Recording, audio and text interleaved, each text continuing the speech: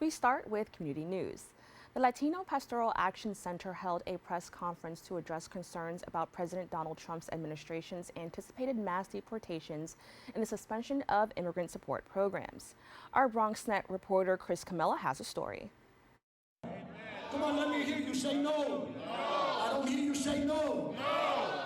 That was the message spread by advocates joining the Latino Pastoral Action Center through a press conference at the Family Life Academy to address President-elect Donald Trump's incoming administration's anticipated announcements on mass deportation and the suspension of programs benefiting immigrants. The country was built on the immigrant experience, and that has renewed the country.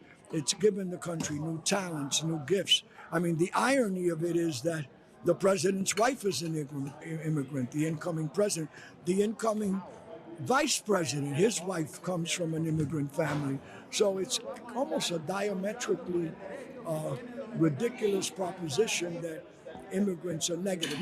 The conference was led by Bishop Rivera, and with a career spanning over 50 years as a pastor, preacher, and community developer, he says this is the most critical moment for people of immigrant status, preparing for life-changing policies that could separate families and deport individuals seeking refuge in the United States. The press conference drew representatives from various faiths and cultural tradition groups, as well as the general public, showing solidarity with the immigrant community. We, the people that represent this great nation, have mercy when people are in places that are sick and in need of care. Teaching in the system, I have many immigrant students who are afraid that they're going to be taken away. Elected officials also in attendance, noting the event of a woman being set on fire in the subway earlier this month by a man of immigrant status, how events like these often contribute to the stigma of immigration policies in New York City. We need safer streets. We need people to feel safer. And the reality is, what that monster did was also a mental health issue. We need to talk about mental health.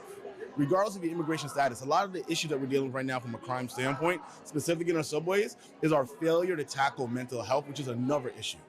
The conference rides behind the Biden administration's recent extension of temporary deportation protections for hundreds of thousands of immigrants residing in the United States.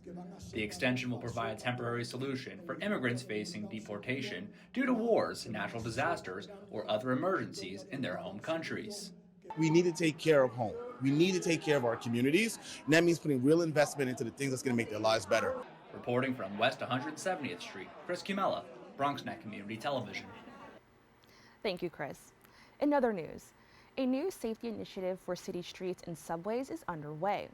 New York City Mayor Eric Adams and New York State Governor Kathy Hochul are now deploying 2 officers on all overnight trains as part of a 6-month plan.